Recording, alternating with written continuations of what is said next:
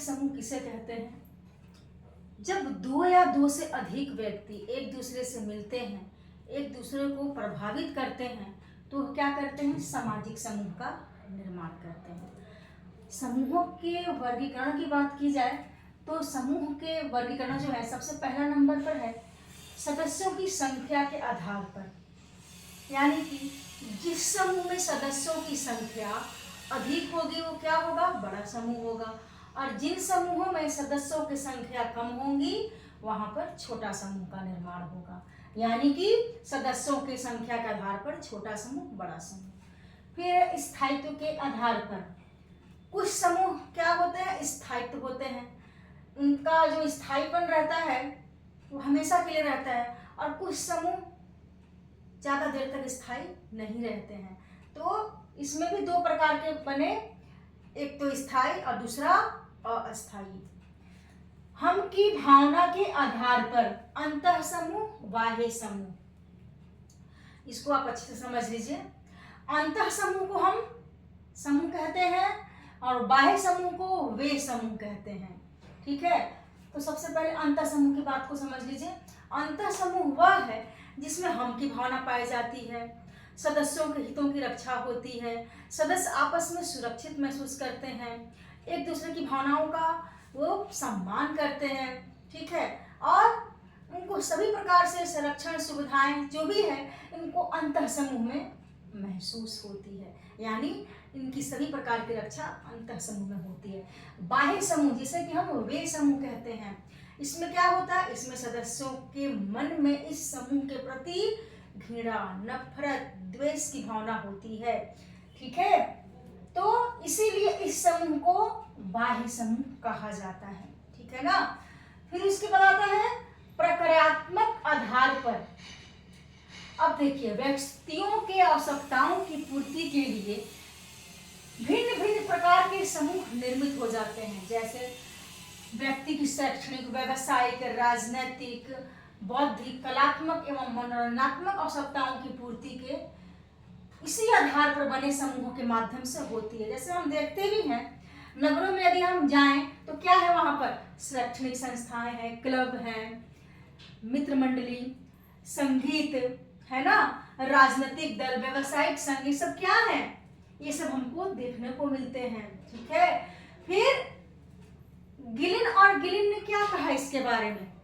ऐच्छिक और अनैच्छिक समूह के रूप में इसको समझाया है। यानी कि इन समूहों की व्याख्या गिलिन एवं गिलिन ने ऐच्छिक अनैच्छिक आधार पर उन्होंने समझाया है। अब देखिए, किसी क्लब का सदस्य बनना है या नहीं बनना है आपकी इच्छा पर निर्भर है। तो हुआ ना ऐच्छिक अनैच्छिक।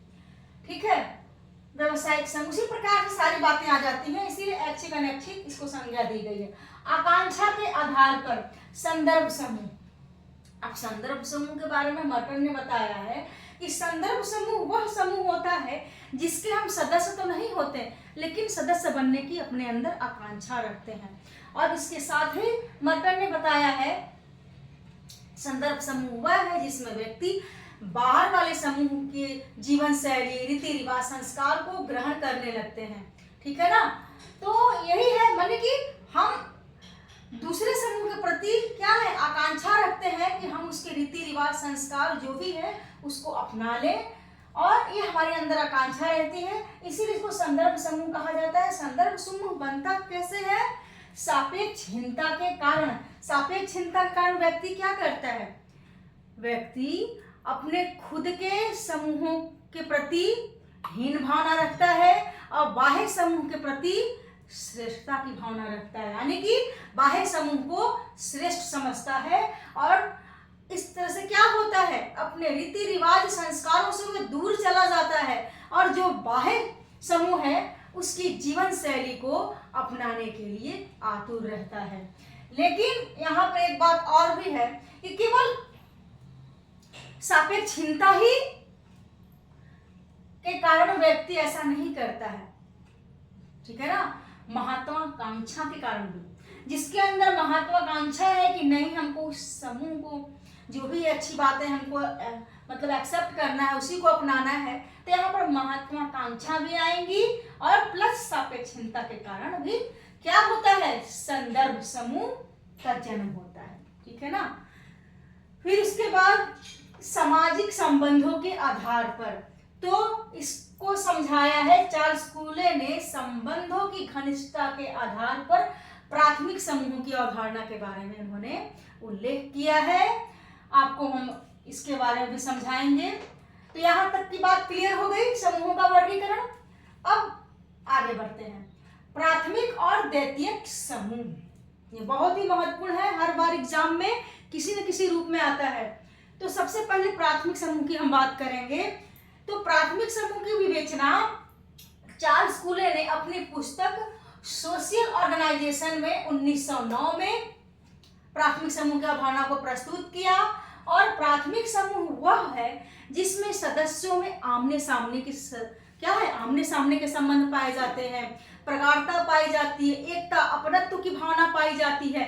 और प्राथमिक समूह के अंतर्गत क्या उन्होंने कहा, पड़ोस, साथी, परिवार, यानी खेल के जो साथी हुए, पड़ोस हो गया, परिवार के सदस्य, ये सभी क्या है, प्राथमिक समूह। ठीक है।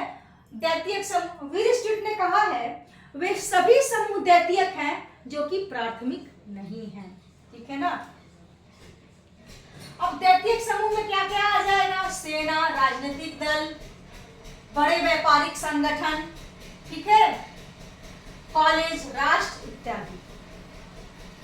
तो यहां तक क्लियर हुआ, समझ में आया। थोड़ा सा और अंतर समझ लीजिए, प्राथमिक द्वितीयक समूह में क्या अंतर है। प्राथमिक समूह का आकार कैसा होता है, प्राथमिक समूह का आकार छोटा होता है, द्वितीयक समूहों का आकार बड़ा होता है। प्राथमिक समूह सरल आदिम समाजों में पाया जाता है, द्वितीयक समूह कहाँ पाया जाता है, जटिल समाजों में पाया जाता है। प्राथमिक समूह की सदस्यता जो होती है, मतलब क्या होती है, आपको सदस्य बनना ही बनना है। द्वितीयक समूह में ऐसी बात देखने को नहीं मिलती है। प्राथमिक समूह में क्या होता है, संबंध स्थायी होते हैं, संबंधों में स्थिरता पाई जाती है, द्वितीयक में नहीं। ठीक है ना। प्राथमिक समूहों में क्या पाया जाता है, अनौपचारिकता। ठीक है।